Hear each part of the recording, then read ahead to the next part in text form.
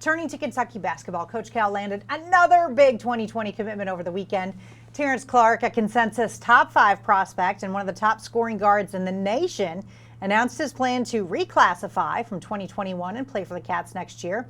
His commitment to UK on Saturday ends a streak of 4 consecutive recruiting classes where Kentucky failed to secure a commitment from a top 5 talent.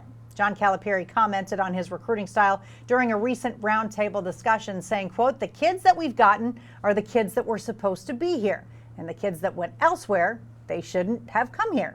I'm not changing." Josh, I think, you can look at the success of his recruiting, and it's almost second to none, right? And guys like Shai Gilgeous-Alexander might not have been a top 5 pick, and now he's on an all NBA rookie team. You know? That number is a little misleading because I think we had De'Aaron Fox, who I think was the last top 5 guy, but before that it was Skal Labissière. And does anybody think that he was the best player in that class? And you rightly mentioned Gilgeous-Alexander, but also Tyler Hero and Devin Booker, guys who came in a little bit lower, turned into NBA level prospects in just a year. I like Swaggy Cal. I like the "I'm not changing" sort of thing. I think Clark is a good get, and another big recruit in the next class is sort of going a different direction, which I think tells you just how good he is because he's sort of already scaring other guys off. Why would you change when it's working? Don't fix what ain't broke. All right, in other news, a former Oldham County teacher accused of having sex with a student is now challenging state law. Police say 38-year-old Haley Reed admitted to having sex with a 17-year-old student while she was the choir teacher at the high school, allegedly during after-school hours inside the school. Reed's lawyer cites inconsistencies in state law. He says prohibiting sexual contact between consenting individuals is a violation of Reed's right to privacy, due process, and freedom of expression. Reed is set to go on trial in November. Josh, how about just not having sex with your students? I think that's a good place to start. I think that this is kind of an attempt to look at that inconsistency in the law and just get out of a harsher sentence. I don't think that it's hard to imagine anybody really believing that this behavior is what you want. When you're a teacher and you've got a student, there's a conflict of interest because you're an authority figure. It's like a boss and an employee. So, if the law is written badly, then fix it. But the behavior is inexcusable. No, it's not. Yeah, let's not challenge the legality of this. This is not 2 consenting adults. This is a teacher and a student, and a teacher has to know better. Yeah, no matter their ages, that relationship means it's never good, never okay. Don't have sex with your students. It seems really simple. All right, turning to politics. Governor Bevin has fired back at stories questioning his use of a state-owned plane for undisclosed reasons.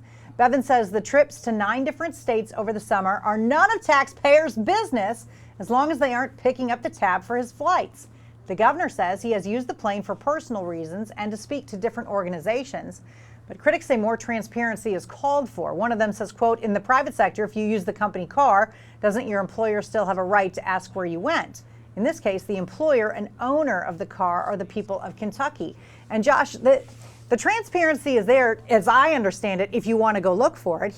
There's a flight logs, and he has to report all this, and he repays for the flight. So I do think this is much ado about nothing.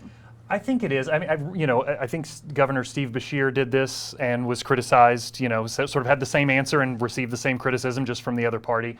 It's not the end of the world, but it's just one of those things where if there's not something to hide, why not? I tend to vote for transparency with public figures as much as possible. I know technically he's not breaking any rules, but it just seems like, again, with Bevin, a lot of times it's about how things look versus what they really are, and I think it's sort of of course. Lose it but a little if bit. you wanted to file a Freedom of Information Act, which like the Courier Journal did, you can get all of that information. Right. I don't think that they're trying to hide. Yeah, I don't think it's like nefarious behavior or anything, but it just looks bad, kind of. Well, he looks bad a lot of times, and that's why it's the boy who cried wolf. All right, now on Hey Kentucky, in case you missed it, a review of recent headlines. A feud has cropped up between the founder of Papa John's Pizza and the historically black school he recently donated $1 million to. Officials at Simmons College claim that John Schnatter withdrew his promise of $20,000 in scholarships, but Papa John says Simmons declined the offer. School administrators say they're caught in the middle. Let's not mince words. The reason we're here is because of the $1 million donation made by John Schnatter.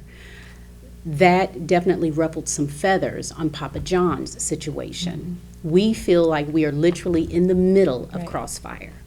There definitely is some bad blood, but for us, we care about the students.